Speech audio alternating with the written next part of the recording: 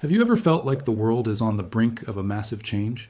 Like we're living through history in a way that feels different, more intense? What if I told you this wasn't a coincidence, but part of a predictable cycle that repeats itself every 80 years or so? And what if I told you we're currently in year 79 of that cycle? Stick with me, because this idea might just change the way you see everything happening around us. This concept comes from a fascinating book called The Fourth Turning, written by historians William Strauss and Neil Howe. They studied centuries of Anglo-American history and found a recurring pattern. They believe history doesn't move in a straight line, but in cycles, much like the seasons of the year. Each cycle lasts about 80 to 90 years, roughly the length of a long human life. And just like the seasons, each cycle has 4 distinct phases, or turnings. Let's break it down. The first turning is a high. Think of this as the springtime of the cycle. It's an optimistic era that comes after a major crisis has been resolved. Society is confident, institutions are strong, and individualism is downplayed in favor of the collective good. A great example is the period after World War II, from the mid-1940s to the early 1960s. It was a time of economic prosperity, suburban growth, and a general feeling that society was building a better, brighter future together. Conformity was high, but so was public trust. Then comes the second turning, the awakening. This is the summer.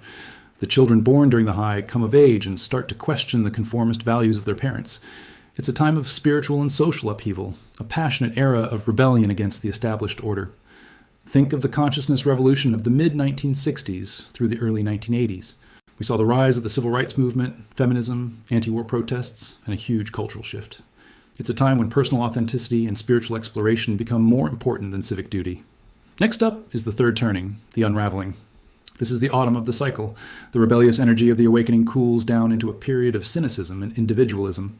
Institutions are weak and distrusted. The culture feels fragmented and polarized. Strauss and Howe placed the last unraveling from the early 1980s to the mid-2000s. It was the era of culture wars, a booming stock market alongside rising inequality, and a general sense of every person for themselves.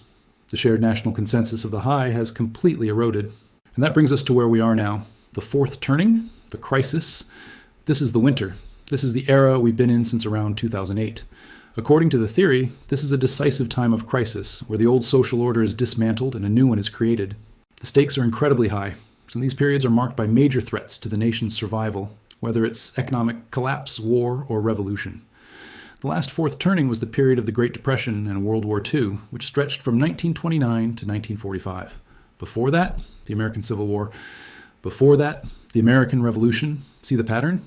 Each one is roughly 80 years apart.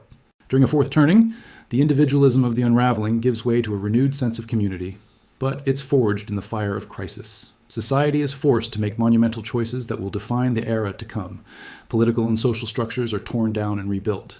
The problems that were ignored or kicked down the road during the unraveling suddenly demand immediate, drastic solutions. So, if the theory holds, we've been in this winter season for over a decade. Think about what's happened since 2008.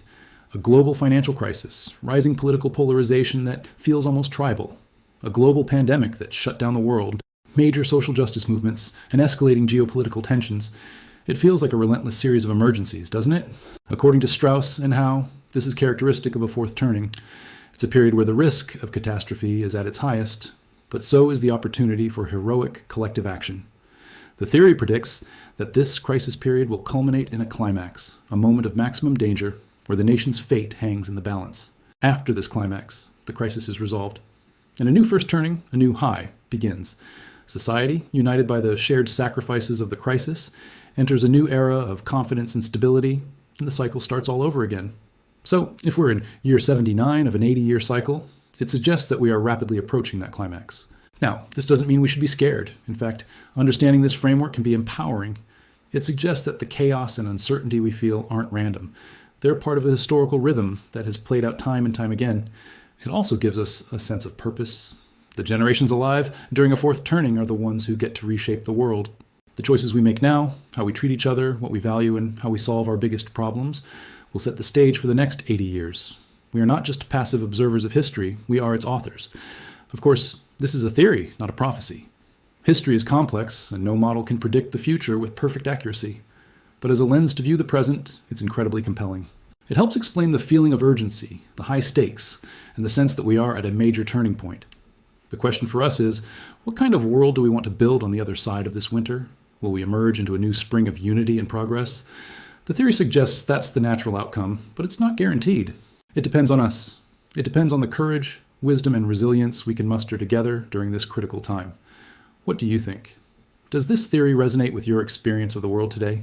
Let me know your thoughts in the comments below. It's a huge topic, and I'd love to hear your perspective. Thanks for watching, and if you found this interesting, don't forget to like and subscribe for more deep dives into big ideas. See you in the next one.